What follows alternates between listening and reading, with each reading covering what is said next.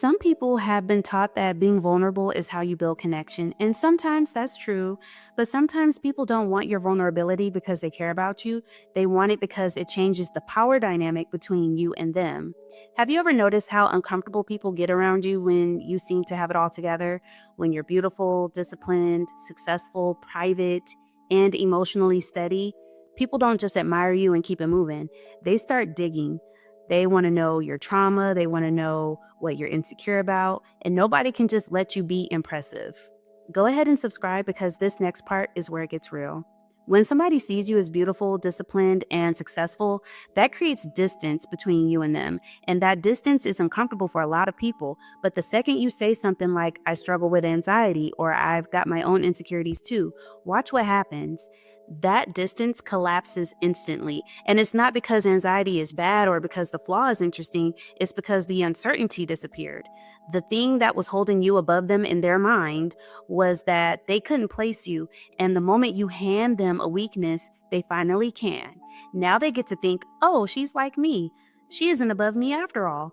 I knew there had to be something. That equalization is the whole reason people go fishing for your pain points. And this is why hierarchy brain can't stand not knowing where to place you. A private person is nothing but uncertainty, and uncertainty is exactly what keeps you elevated in someone's mind. So they start asking questions that sound warm and curious, but what's really happening is they're trying to categorize you and pull you down to a spot they're comfortable with. Your privacy interrupts that, and that's why it frustrates certain people so much.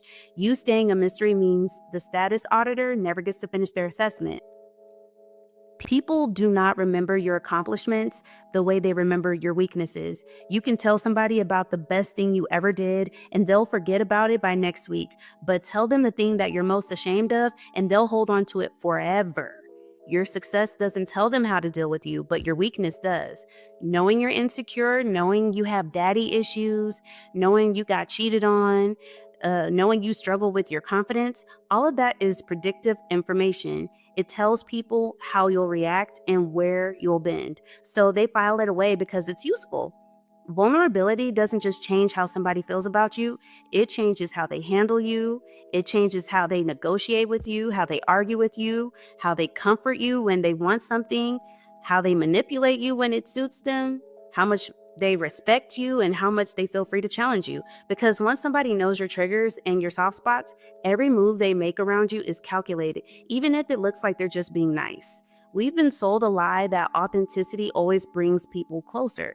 Sometimes selective privacy is what preserves the mystery, and that mystery is what preserves the way people see you. Because as long as people have to imagine parts of you, they tend to fill in the blanks with something they admire. But the second they know everything, they stop imagining, and once they stop imagining, they stop idealizing. You don't need to fake who you are. Simply understand that not everybody has earned backstage access to you, and giving it away too easy can kill the very thing that made people respect you. An explanation is access. A confession is access. Your trauma is access. Your history is access. Even your context is access. Every one of those is a permission you're granting. Every time you explain why you left, why you changed, why you said no, why you keep to yourself, it feels polite, but you're handing somebody a key.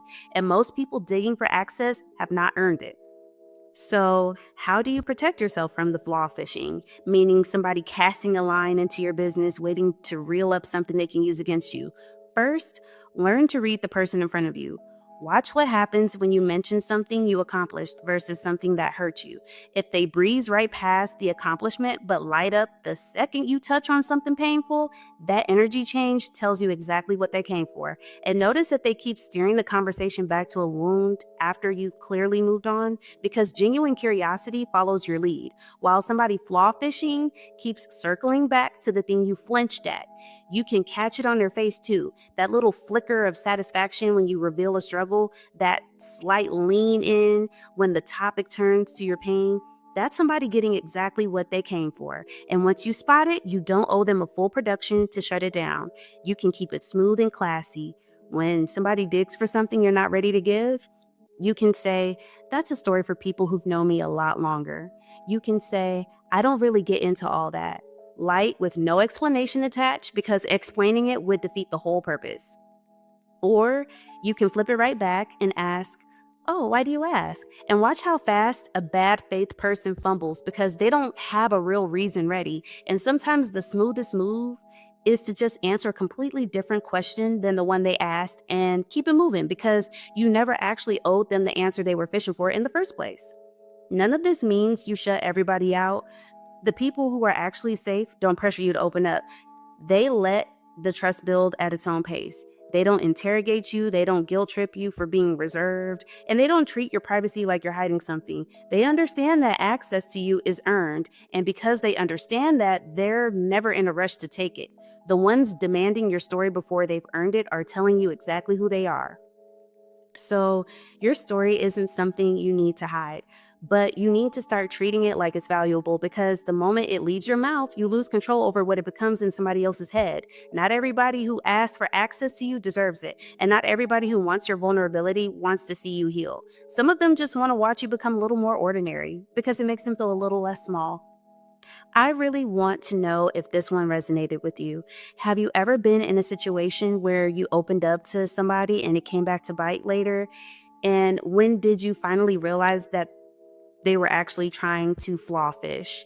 I know for a fact I'm not the only one who's been through something like this. So let me know down below. Share this, like it, and subscribe so you don't miss what's coming next. Take care.